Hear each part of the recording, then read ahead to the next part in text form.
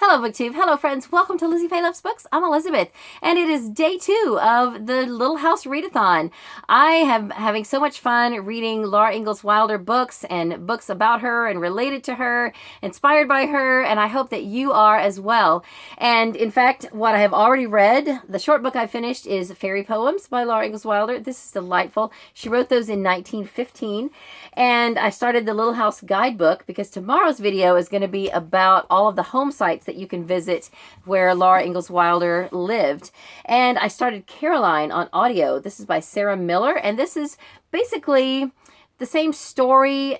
It's there, at least in the beginning, they're headed to Independence, Kansas. I'm not sure how far it's going to go, but it's from Caroline's perspective instead of Laura's. So that puts a new twist on things. And then hopefully by the time you see this, I will have started Pioneer Girl, Laura's annotated autobiography, as well as the first of the Rose books called Little House on Rocky Ridge. I didn't bring that one in here with me to film, but those are what's on my TBR plate for day 1. And by the time you see this, I should be a little farther along in all of those books. So what I want to share with you in this video is how to introduce your child to Laura Ingalls Wilder, or at least some resources you could utilize if you want to introduce your child or grandchild to the Little House books and to Laura herself, because there is so much out there. There are so many resources. In fact, you guys probably know of some things that I don't even know about, and I would love for you to share with me in the comments things that I didn't mention, I might not know about, and that would be amazing. So my first exposure to anything Little House came in a set of books that were in my room when I was a teenager. Now, this room was utilized before me by my sister and before her by my brother. So they left some books behind. And there was this set of books. They're called Best in Children's Books. And it's kind of like a Reader's Digest for children. There are short stories and excerpts of children's literature and things like that in these books. And I think these might have come from maybe a book club that my mom subscribed to. 2 of these are dated 1959 and 2 of them are dated 1960. So these were definitely books that belonged to my brother and sister when they were growing up, because I didn't come along till 1964. But I just want to show you these because this was my first exposure to anything Little House. All right, so here's one book cover. We've got Pegasus. Here's one. This is supposed to be Snow White and Rose Red. And here's Marco Polo. And then look at this one. That's the cover of Little House in the Big Woods. So this has a lot of other stories besides an excerpt of Little House in the Big Woods, but this is the cover. So several years later, when my mom introduced me to my first Little House book, which is Little House in the Big Woods, I was like, wait a minute, I know that picture. That's on the book in my room. So now what propelled me to even read the books? I'm sure this was just serendipitous timing, because all of the Little House books are 5th grade level reading books. Well, in 1974, I was going into the 5th grade, and guess what premiered on television in 1974? Little House on the Prairie. It was perfect timing for me, and I'm sure if those of you who are my same age, you know what I'm talking about. Because as soon as we started watching this show, my mom said, you know, there's books that are based on that show. We should get those. You should read those. You'd probably like them. And so she started buying me these at the college bookstore when she would go for her teacher conference every summer. And so I have the full set of these yellow spine softcover editions, including the later ones like The First 4 Years, On the Way Home, and West from Home. So I loved having these. I love them. They're dear to me. In fact, they're so dear to me that when Emily was a toddler, she might have torn a page or 2 out of one of them, and I immediately packed them away where they would not be out on the shelves. Then in recent years, I have acquired my mom's hardcover copies, so that's what I keep on my shelves, are the hardcovers that were my mom's. So anyway, backing up now. That was my exposure, but your kids are not going to be exposed to Little House on the Prairie unless you actually take steps to introduce them. So you might get the show on DVD, show them that and say, hey, you know, there's books. Would you like to read these books? But you can even start earlier than that, because did you know that there are even board books that are about Little House? They are excerpts from the Little House stories. This one's called Laura Helps Pa. The series is called My First Little House Books, and on the back, it says that there are 3 other books in this particular series. One is called Bedtime for Laura, one is called Hello Laura, and one is called Laura's Garden. I have seen on the library catalog and on Goodreads that there is one called Little House ABCs and Little House 1-2-3s. I don't know if they're board books or picture books, like full-size storybooks. But I did order one of those from the library, but it didn't come in time for this video. But this one, and I'm assuming the other 3 that I mentioned, are board books. And these are perfect for toddlers. This was Katie's book. We read this together multiple times. And this particular story is about Laura helping Pa build a door for their little cabin on the prairie, or their little house on the prairie.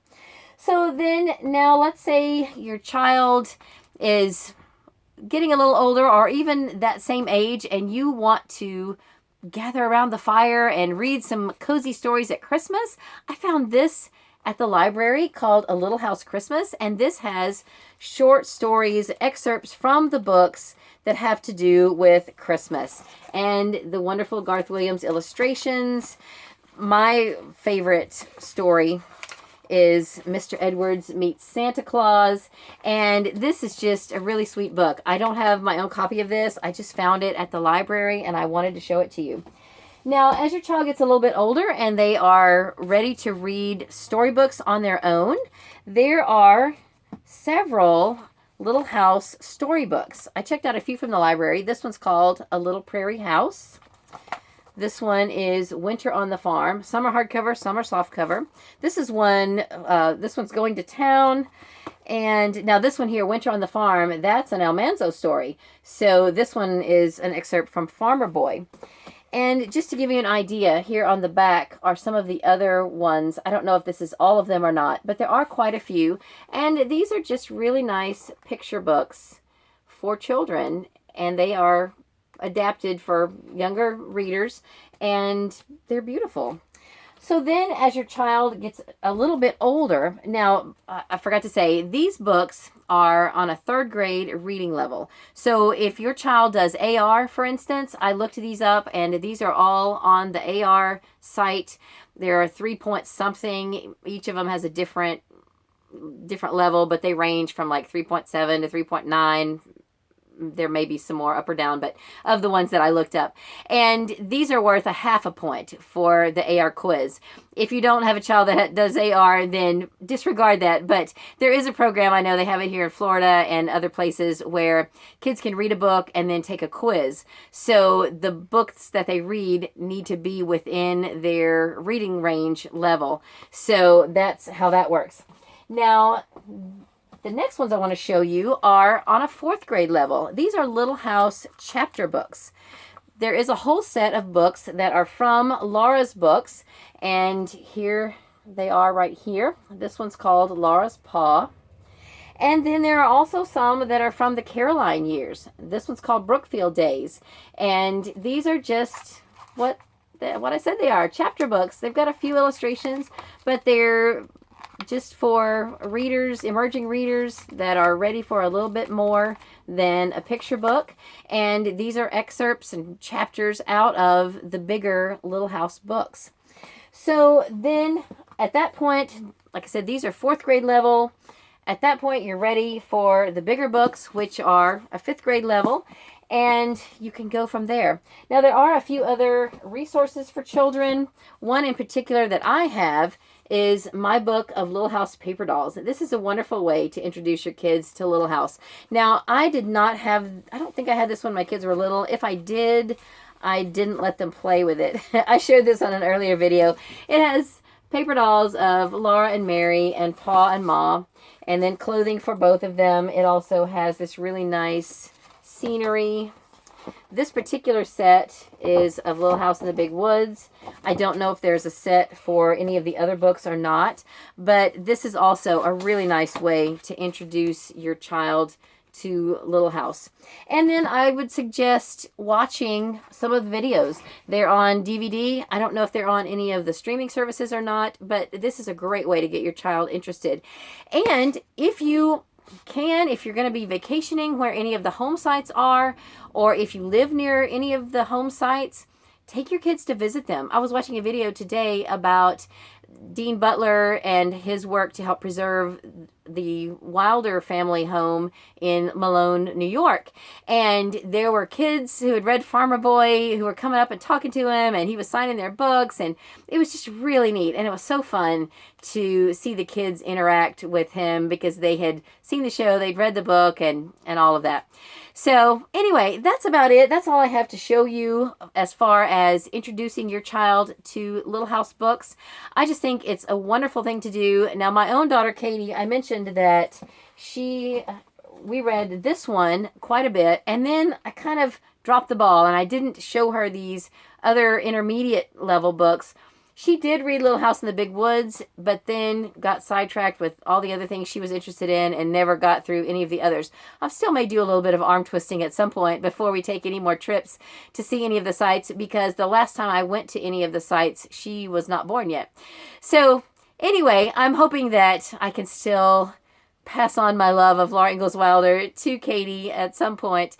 But meanwhile, I hope that these resources have helped you and given you some ideas for ways that you can introduce Laura and the Little House books to your child or grandchild. And that's all I have for this video. I hope you're having a great day. Read a good book, and God bless you.